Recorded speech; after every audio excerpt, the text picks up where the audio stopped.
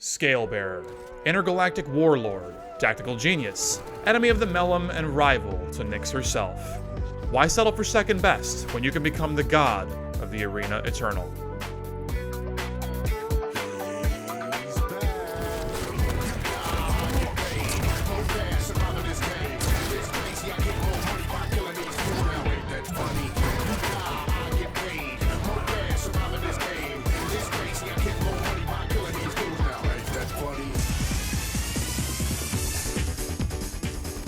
Sporting a heavy 150 health and 125 armor at maximum, Scalebearer is one of the hardiest champions in the game. With a body only slightly bigger than medium champions like Ranger, alongside unique movement abilities, Scalebearer is one of the hardest champions in the game to kill. In fact, Scalebearer is so heavily armored, or just plain heavy, his aptly named passive ability, Heavyweight, allows him to deal damage to enemies if he collides with them at sufficient speed. This damage progresses in increments of 25 up to a maximum of 200, generally only achievable at the end of a Bull Rush, Scalebearer's active ability. When activated, Bull Rush causes Scalebearer to lower his weapon, instead using his own body as a weapon by sprinting full speed towards the crosshair. You'll be able to move your aim left and right, and Scalebearer will turn and follow, but be aware that your rate of turning does have a hard limit. Thankfully, this means that quick 180s are not possible. DPI switches as well won't work here.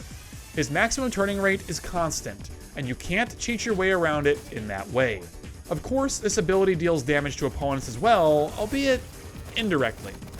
Bull Rush itself does not deal any damage if you strike an opponent. You're still bound by your movement speed and its interaction with the Heavyweight passive. This means that if you Bull Rush point blank from 0 speed, there's a small chance you'll hit so early in the Bull Rush that you won't deal any damage at all, and your Bull Rush will simply end right there. Be careful. Bull Rush is your bread and butter with this champion, useful as both an offensive and defensive tool. On offense, you'll note that if you kill a target with the Bull Rush, you'll continue sprinting along, barely even affected by the opponent that you just gibbed. If you don't kill them, you'll deal damage and the charge will stop short. You can fire your weapon almost instantly after the charge completes, so my recommendation would be to swap to a shotgun or rocket launcher during the charge, and make sure you hold down that fire button again during your charge. This will ensure that if you don't kill your opponent with the impact, you'll blast them point blank for major damage at that first possible moment, usually finishing them off. This also brings up the idea of what I like to call the body combo with Scalebearer. In close range fights, you shoot an opponent with something like a shotgun or a rocket launcher, then immediately cancel that firing animation into Bull Rush. On default controls, that means you'll left click, followed immediately by F. Keep holding left click during the charge, and you'll fire instantly when your charge ends. In doing so, you'll be securing extra damage on a target essentially for free, while also only taking half damage yourself. This works with both the Bull Rush ability and even really well performed circle jumps as well. Try to hit the full combo of shotgun and do a circle jump for direct hit damage, shotgun again, Bull Rush, and shotgun a third time, and laugh as every champion in the game melts before your glory. On defense, Bull Rush is going to provide immeasurable value in preserving your life total and getting you out of bad situations. All damage received while Bull Rushing is halved, as we alluded to before, making this ability great for securing major items and power-ups in situations that no other champion realistically could. Bully your opponents with your huge life total and flexible abilities, steal their stuff, or just simply run away, abusing Bull Rush's damage reduction, and you're bound to find success with Scalebearer. Before moving on, there's a few other miscellaneous tips I'd like to cover relating to Bull Rush. First, using Bull Rush to bully opponents off your power-ups is critical to this champion's success in duel. If you know the exact timing an item is going to spawn, charging it at that exact timing is nearly impossible for your opponent to deal with efficiently. Use this tactic to force advantages over your opponents in ways you otherwise could never dream of. Second, start your Bull Rushes from far away and even around corners when possible, so you're turning the corner on enemies while running it near max speed. This will allow you to do maximum damage to them, while giving the least amount of time possible to react. Third, you can hold jump as Bull Rush ends to maintain a fraction of your Bull Rush speed. As of the version of Quake Champions this guide is based upon, Scalebearer is capped at 500 UPS when Bull Rush ends, no matter what you do. However, if you treat that initial jump at the end of Bull Rush as a strafe jump, you'll quickly start building that momentum up again. This is a great way to at least get back a little bit of the speed you're otherwise robbed of. Next up, it's also possible to walk over small gaps while running on the ground, effectively dubbed lovingly by a friend of mine, Jesus walking, which is best illustrated here. There's a lot more to this champion than just his active ability though. Scalebearer has a unique passive movement system, allowing him to hold forward only and maintain momentum up to 500 UPS. You can even use it to make rapid direction changes when strafe jumping, affording Scalebearer otherworldly mobility. Let's take it one step at a time. First, we'll start with a quick circle jump into a simple plus forward, and I want you to watch your speed.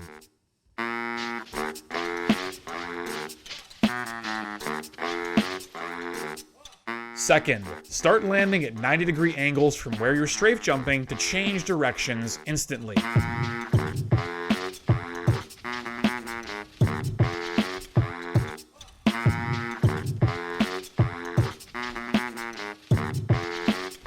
Now, let's put it all together. Multiple direction changes assisted with circle jumps to keep our momentum at its maximum.